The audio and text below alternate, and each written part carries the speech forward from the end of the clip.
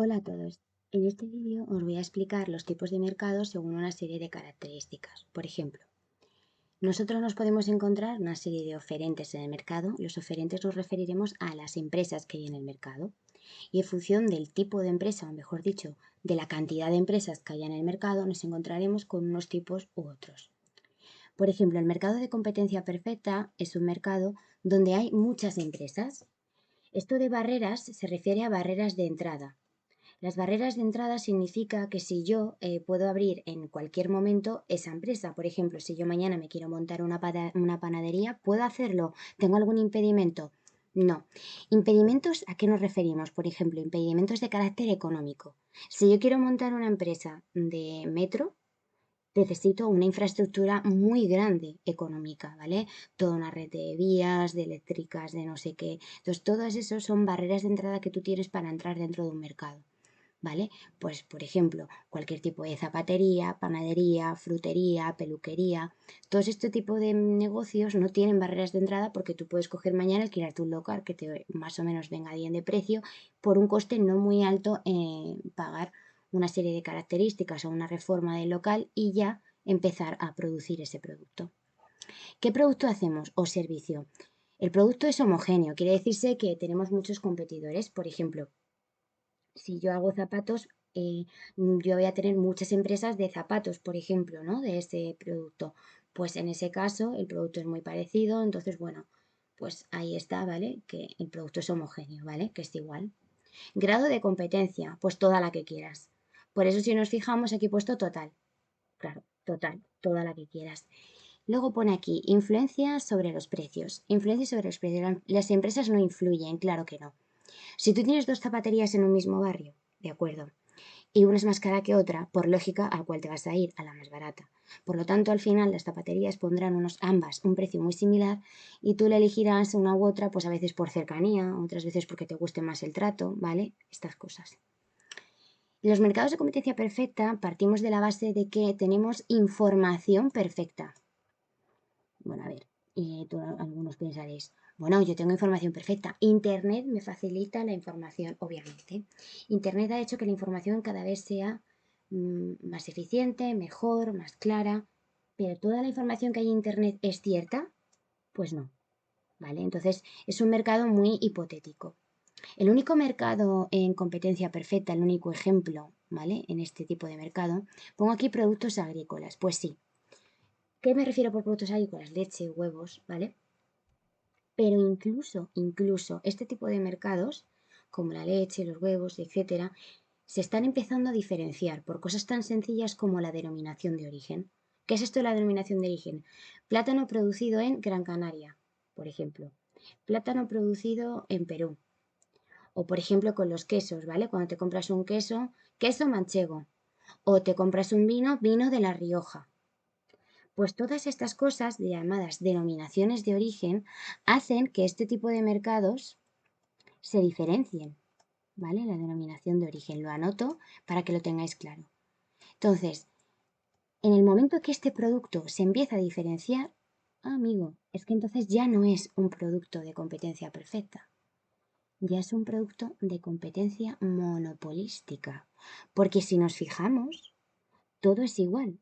Mucha competencia, barreras de entrada ninguna, hay muchas empresas y producto diferenciado. Es que en el momento que yo estoy poniendo una denominación de origen o producto ecológico, 100% huevos de maíz, ¿vale? Todas estas tontunas, ¿vale? Que nos ponen en las etiquetas y que, vete tú a saber si es cierto, entendemos que sí y nos fiamos como consumidores. Entonces, en el momento que yo estoy eligiendo un producto en función de pan integral, ¿vale? Tú tienes un montón de panes, pero tú eliges el integral porque quieres mantenerte fit, etcétera. Bueno, pues en el momento que se diferencia este producto, ya no es competencia perfecta, ya es competencia monopolística. Dicen que tienen cierta influencia sobre el precio. A ver, un poquito, ¿vale? Tampoco por aquí. Un poquito de influencia. ¿Qué quiere decir esto de que tienen un poco de influencia? Que si tú sabes, o mejor dicho, si tú en tu barrio solo tienes una tienda que hace o produce o te trae productos ecológicos, pues al final esta tienda va a tender a poner el precio más caro, ¿no? para que tú vayas allí, aprovechándose de que la zona puede ser que no haya tantos competidores cerca. Hay, pero no cerca, por tu zona. Entonces, por eso dicen que pueden tener cierta influencia sobre el precio. Por ejemplo, si tú vas a elegir un queso ante un queso de denominación incierta que no sabes dónde es y te pone uno, queso manchego, y tú sabes que el queso manchego es el mejor, pues dices, bueno, pago 1 euro más o 3 euros más, pero me lo llevo, ¿vale? Estoy poniendo un ejemplo. Entonces, bueno, también pongo aquí un ejemplo de tipos de mercado en la hostelería. Nosotros cuando vamos a un bar ¿en qué se diferencia unos de otros? Pues en el tipo de comida, en que uno es comida asturiana, otro es comida estadounidense y dices, ay, pues se están diferenciando y entonces pueden influir sobre el precio. Siempre los competidores por la zona que haya por la zona influirán para que este precio sea más alto o más caro y se parecerán o no. Vamos al oligopolio. El oligopolio va a consistir en que hay pocas empresas. Por ejemplo, 2 o 3, ¿vale? No hay muchas, ¿vale? No hay muchísimas. Entonces, si yo tengo un oligopolio, tenemos pocas empresas. Y fijaos, ya es todo lo contrario. O sea, ya estamos hablando de que hay 2 o 3 empresas en ese mercado, en ese sector. Entonces tienes unas barreras de entrada muy altas. ¿Qué tipo de empresas son oligopolio? Pues Movistar, Vodafone, ¿vale? Este tipo de empresas pertenecerían al oligopolio, ya que 5 o 6 empresas tienen todo el sector, ¿vale? En el caso de España, ¿vale? Hablo, tienen todo el sector y entonces, pues claro, compiten entre ellas. Entonces, bueno, ¿qué pasa? Que tú si quieres montarte una empresa de telefonía, pues hombre, tienes que montarte una red eléctrica por todo el país, etcétera, una buena cobertura, hacer contratos con compradores, clientes, ¿vale? O sea, tiene un trabajo. Entonces tienes unas barreras de entrada muy altas. Y el producto puede ser el mismo. Yo te estoy ofreciendo una tarifa móvil de datos con internet y acceso o venga, va, te ofrezco la tele también, ¿vale? Puedes ver el fútbol, como hace Movistar, ¿vale? U otras compañías. Hay mucha competencia entre ellas, ¿sí? Y lo que pasa con el oligopolio es lo siguiente. Cuando somos 5 o 6 empresas que dominamos todo, yo puedo cooperar o no. Yo puedo elegir qué tipo de mercado quiero hacer. Oye, que me caes fatal, por ejemplo, y digo, ala, pues compito contigo a muerte, no quiero saber nada de ti. Entonces tenemos una rivalidad muy seria. O venga, vamos a colaborar un poquito, ¿vale? Y entonces, pues así nos distribuimos un poco el mercado. ¿Qué empresas, pues, colaboran entre sí? Pues, por ejemplo, McDonald's y Burger en sus inicios eran rivales a tope. De hecho, por no decir que tenían todo el mercado mundial de tipo de comida rápida, ¿no? O sea, ¿quién no conoce Burger o McDonald's? Entonces, de hecho, se repartieron todo el mercado, bla, bla, bla, bla y mucha rivalidad.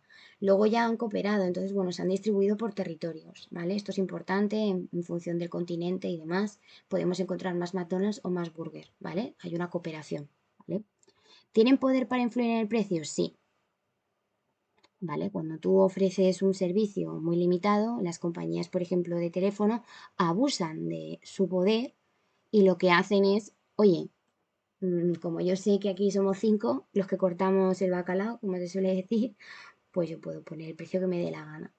Un ejemplo es el petróleo, también, ¿vale? Son pocas las compañías que ofrecen este tipo de mercado, entonces, bueno, pues como es una infraestructura muy costosa y demás, pues hay 4 o 5, ¿no? Entonces, pues también influyen en el precio y de repente vas un día a echar gasolina, ¿no? Y ha subido un montón. Bueno, pues eso es por eso.